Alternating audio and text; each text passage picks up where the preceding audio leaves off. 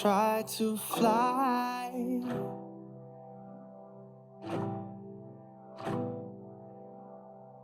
Друзья, всем привет! Рада приветствовать вас на своем канале Мир Орхидей. С вами Ксюша и мой цветочный балкончик.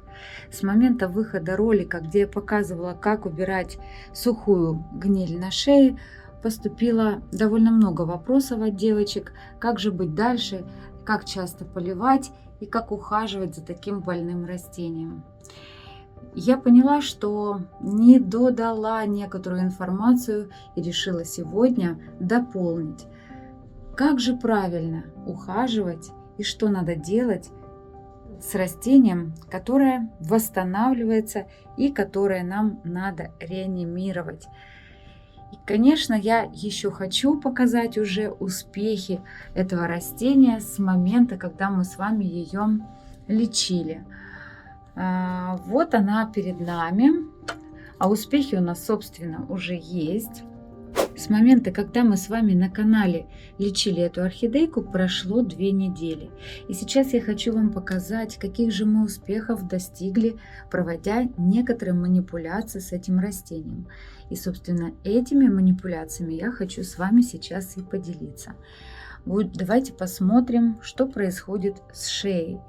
Вы видите, что активизировалось 2 новых корешка. Там еще есть один корешок, который находится с другой стороны шеи. Не буду сейчас ее тормошить, поверьте мне на слово. 3 корешка активизировалось. Я еще, смотрите, что сделала. Я еще вот проделала вот такое вот отверстие для шеи, для того, чтобы фиксировать, как я говорила, шею, тот участок, который мы с вами убирали, где была проблема, чтобы фиксировать его и чтобы он не касался с мокрым субстратом, потому что субстрат мы всегда должны держать всегда увлажненным, не мокрым, не хлюпающим, но мох у нас должен быть вот всегда влажный, потому что те тяжи, которые мы с вами оставили, сейчас я вам их покажу. Видите, вот эти вот ниточки, которые вдоль горшочка расположены, это как раз те тяжи, те корешки, которые мы с вами не убрали. Мы убрали сгнивший виламен, но оставили сами тяжи для того, чтобы они продолжали питать и обогащать растение влагой. Виламен, он, конечно, выполняет роль накопительного резервуара, то есть накапливает в своих слоях влагу и потом отдает растению, даже если субстрат сухой. Так как у нас сейчас корешочки, вот эти тяжи лишены виламена, накапливать орхидейке некуда влагу, поэтому мы должны по этой причине держать мох всегда увлажненным. Это первое правило в этой ситуации. Следующая манипуляция – это влажные спонжи. Как всем известно, листья орхидеи также способны обогащать растения влагой, поэтому воздействуем дополнительно через листочки, чтобы обогащать орхидею влагой, так как я говорю, что с корнями полная беда. Спонжи мы всегда держим увлажненными. Всегда держим увлажненными. То есть у меня утро начинается с приготовления завтрака, а также увлажнения спонжей вот этого больного растения. Что я делаю, с какой периодичностью с препаратами? То есть на постоянной основе каждый день мы увлажняем просто обычной отстоянной водичкой, которая не жесткая, лишена примесей и солей. Вот. И какие препараты я подключила для стимуляции выхода новых корешков. Как вы уже поняли, за 2 недели у нас пробилось 3 корешка, и это, я считаю, неплохой результат. Смотрите, есть такой препарат, есть компания Grow Technology называется она, и у них очень широкая линейка К слову говоря, я вообще в основном пользуюсь именно этой торговой маркой для удобрения своих растений. Вот у них есть такой препарат, Формулекс называется. Это универсальное удобрение, где сбалансированы все микро- и макроэлементы. И воздействовать я буду на орхидейку только через лист. Для появления новых корешков я имею в виду, потому что так как корневая система отсутствует, удобрять такие растения прикорневым способом нельзя, а можно только воздействовать через листочки. Что я делаю? Я развожу, здесь написано 5 мл на 1 литр воды, но в реанимационных случаях я беру 10 мл на литр. Но так как мне такие объемы не нужны, делайте по той пропорции, которой вам надо. Я беру 50 грамм воды и добавляю 0,5 мл формулекса. Смачиваю спонжики в нем и протираю как с наружной, так и с внутренней стороны листики. И потом эти же спонжи смачиваю в этом растворе и прикрепляю к листикам. Так я делаю раз в 7 дней. Дальше, что я делаю еще? Как я уже сказала, когда мое утро начинается, я встаю немножко раньше, с учетом того, что мне надо уделить время моему растению, помимо того, что мне надо собрать семью еще в рабочий день. Так вот, что я еще делаю? Я беру орхидейку и, скажем так, правильно помещаю ее под теплый душик. То есть только не всю орхидею, я наклоняю только исключительно листики. Скажем, вот наклоняю ее вниз головой. Вот таким вот образом сейчас попытаюсь вам продемонстрировать, чтобы шеи вода не касалась, чтобы она висела вот так вниз головой, и орошаю ее теплым душем примерно около 37, около 40 градусов, и орошаю ее водичкой. Для чего я это делаю? Спонжи в этот момент отсутствуют. Я это делаю для того, чтобы раскрылись все устицы. Под воздействием теплой воды у нас открывается устица на листиках орхидеи, и в этот момент орхидея начинает активно наполнять себя углекислым газом. То есть она поглощает углекислый газ, она запускает этот процесс, и я ее ставлю на окошко. Дальше я сделала второй шаг, это я сделала вот эти манипуляции, когда по графику с формулексом, когда без, просто влажные спонжи, и ставлю ее на то место, где она у меня стоит. При этом, конечно же, учитываем то, что не должно быть жарких условий. То есть орхидея не должна претерпевать еще борьбу с сухим или же очень сильно жарким воздухом. У меня дома работает кондиционер, поэтому у меня выше 25 градусов дома не бывает. А это отличная температура, 23-25 градусов для реанимации. Вот. И ставлю ее на солнечный свет. Обязательно хочу обратить ваше внимание, что такие манипуляции в вечернее время мы не проводим.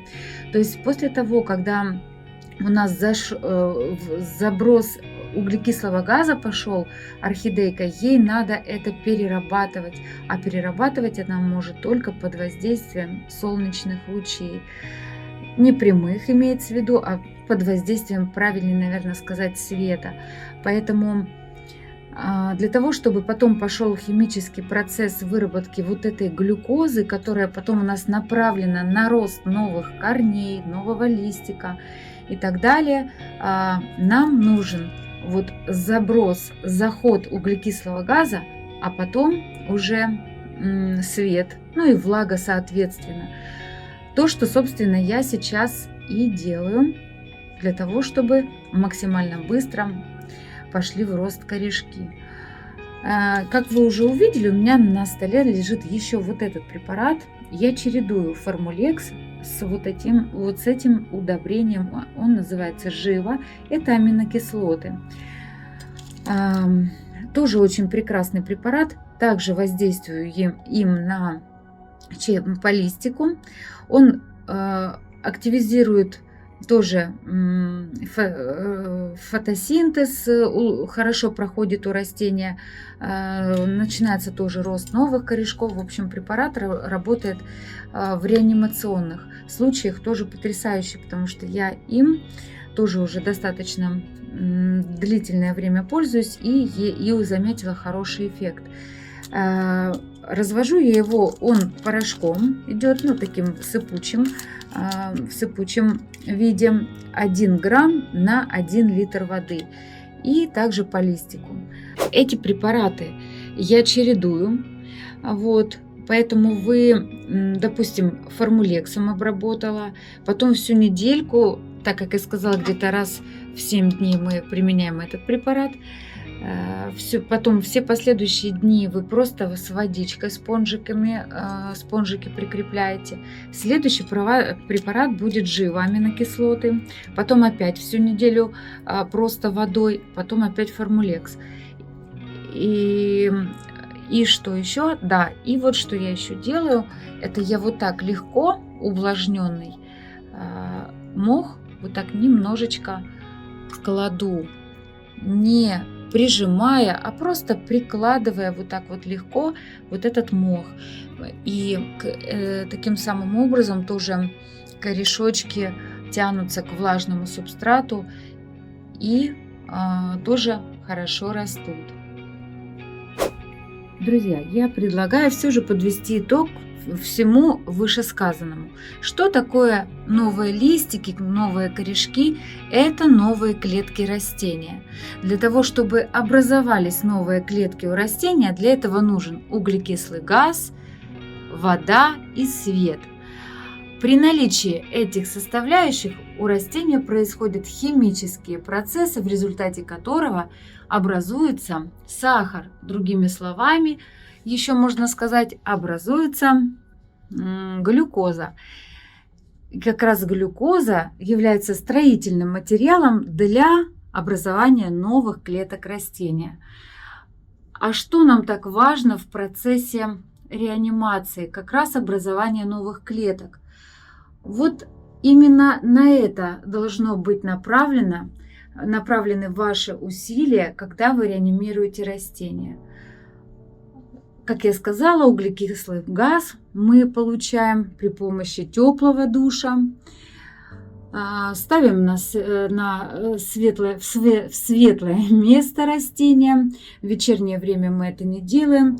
Обогащаем растения влагой при помощи влажных спонжей увлажненных, увлажненный субстрат и, конечно же, благоприятная температура должна быть, потому что сейчас на улице жарко.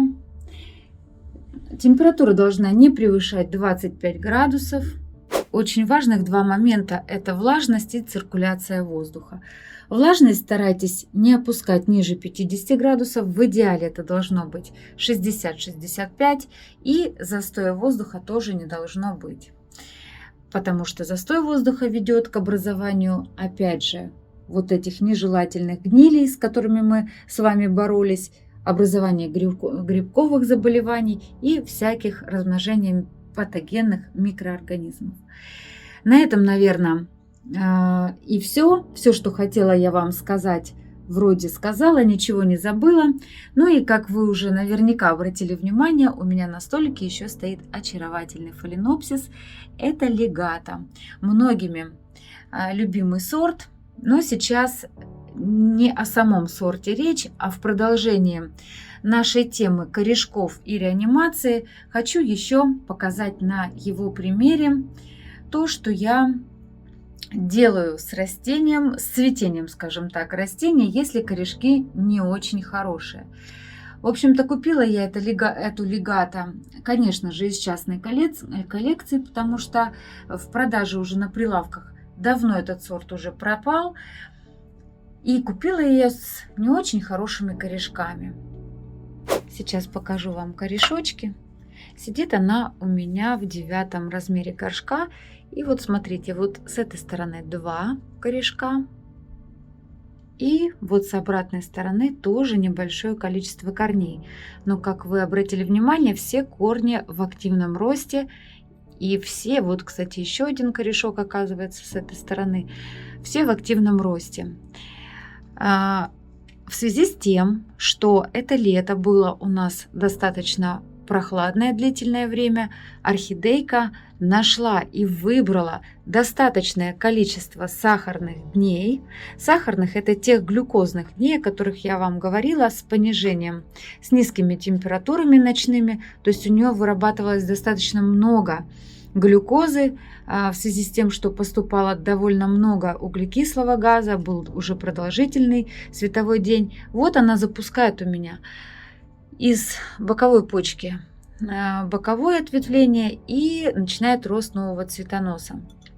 Но из-за того, что сейчас достаточно жарко, несмотря на то, что я поддерживаю температуру комфортную при помощи кондиционера, но все же это уже не те низкие, довольно низкие температуры ночные, потому что самые отличные температуры ночные для забора углекислого газа и для фиксации их у растения — это 18-20 градусов.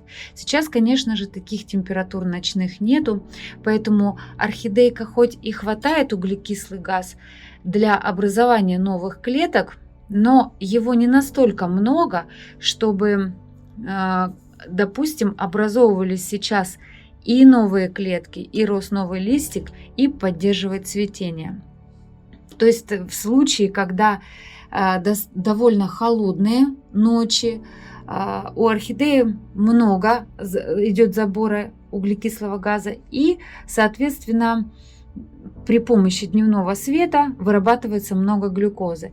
Сейчас это не происходит, поэтому орхидейка будет переключать свои силы на цветение. То есть вот этот вот даже сахар, который у нее и будет сейчас образовываться, он будет направляться на поддержку цветения.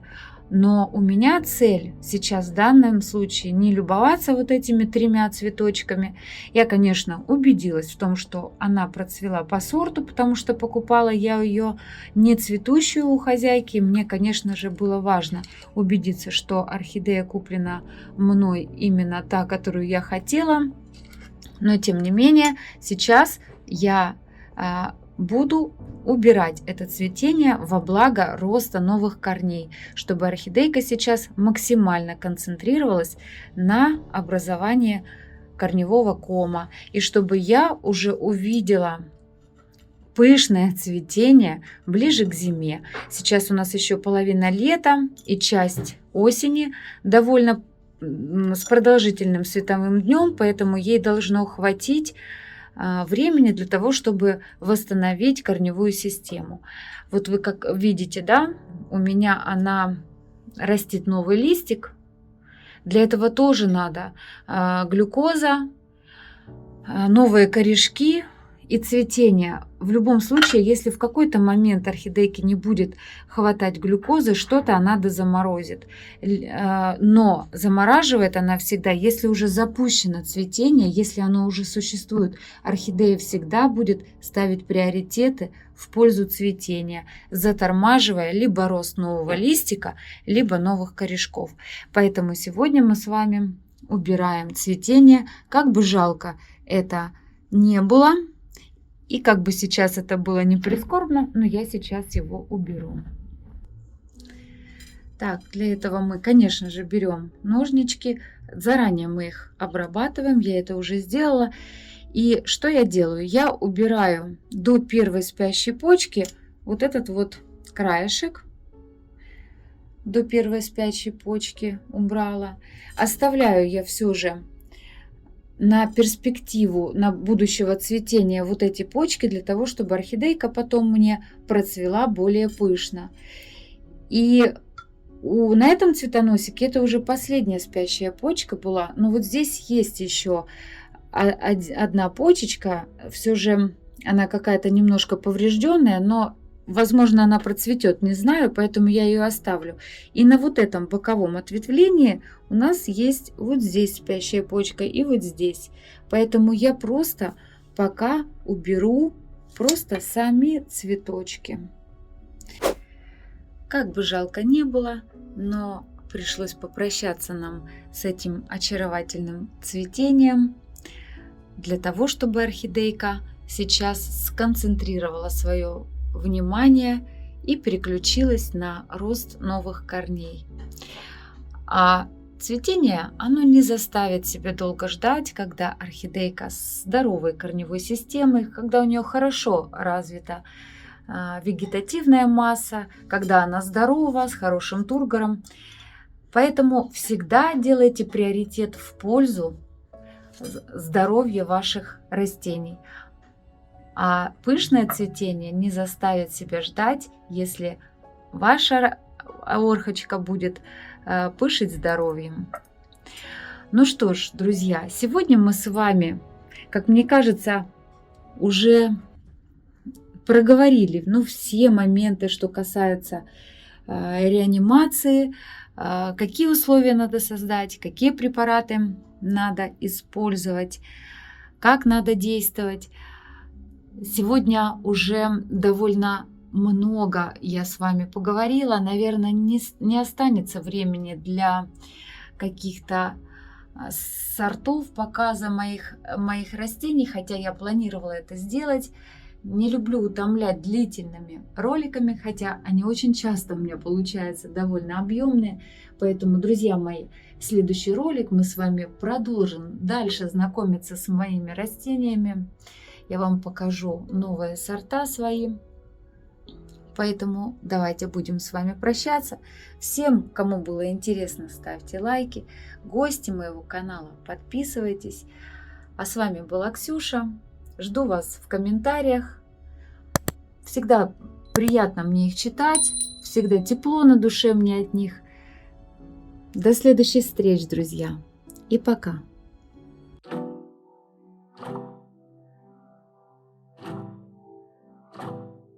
Try to fly